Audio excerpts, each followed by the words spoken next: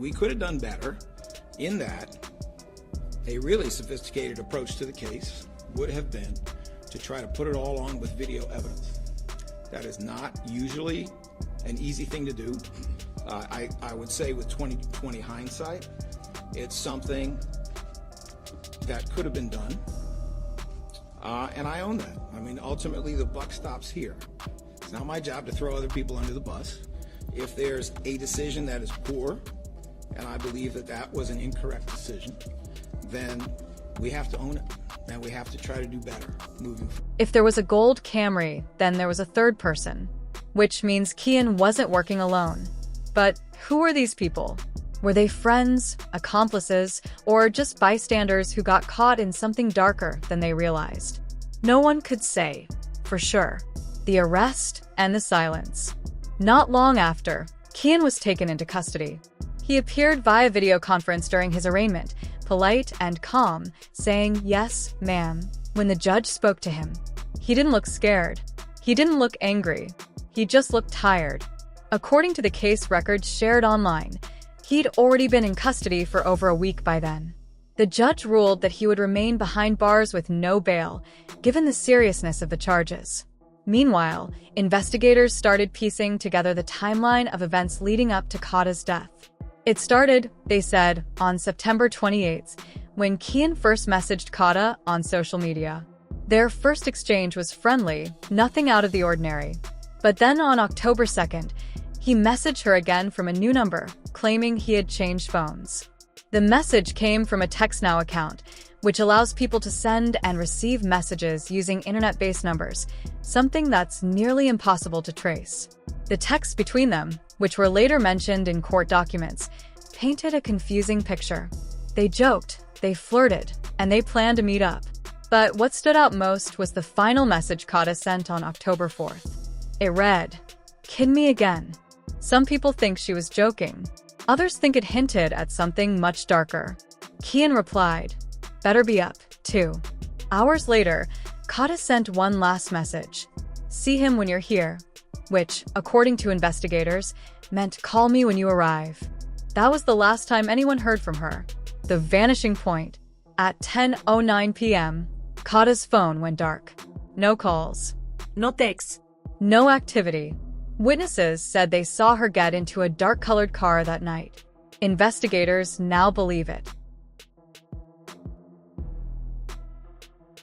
Sometimes a story starts off looking simple: a missing person, a small community, and a few unanswered questions. But then, the deeper you dig, the stranger everything becomes. What begins as a tragedy slowly turns into a web of confusion, rumors, and mystery. That's what happened here. Now, before we go any further, let's be clear. What you're about to hear is a fictionalized retelling inspired by online speculation surrounding what many people call the Kada Scott case. Nothing here is proven in court, but the whispers, screenshots, and theories have created one of the internet's most puzzling crime discussions. And the story starts with what some people describe as a series of police mistakes. In one interview, a senior official supposedly admitted that the case could have been handled better. He said something like, "If we could go back, we should have focused more on getting video evidence. That was an oversight, and I take full responsibility." That one quote said a lot. It hinted at gaps in the investigation, moments that may have cost time, evidence, and maybe even the truth. Because now, months later, reports began surfacing that video evidence did exist, and it showed something no one expected. According to sources online, the footage didn't just show Keon King, the main suspect. It also appeared to show two other people with him on the night Kada disappeared. And that changed everything. A sudden shift in the story. At first, everyone assumed Keon was acting alone. The case looked like something personal, maybe an argument gone wrong. But when word spread that others might have been involved, everything took on a new tone. People began asking, was this really spontaneous? Or was it planned? Some online investigators believe it was the latter, that Keon might have been hired by someone else to carry out the act. There's no solid proof of that, but it's one of the most repeated theories in forums and videos. And that's not even the strangest P. That's when new theories started forming online. Some people said Kada, might have owed Keon money.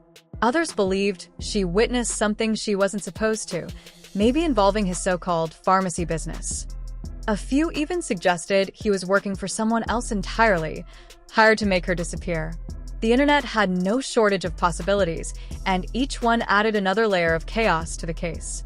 But perhaps the most haunting part came from what Kada's co-workers and family revealed. A few days before she vanished, Kada's co-workers said she seemed upset and distracted at work.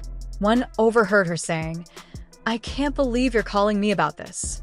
Her parents later confirmed that she had mentioned being harassed by someone she knew. It seemed like she was scared, but of who? If Keon had only just started messaging her in late September, who had been bothering her before then?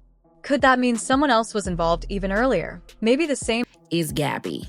Remember, Gabby did this whole video on TikTok defending herself about why she refused to call the police and tell them what she knew about Keon and Kada. So one day Keon calls me, and keep in mind I am in school, I am in Maryland, and he will usually just call me, just to check up and talk.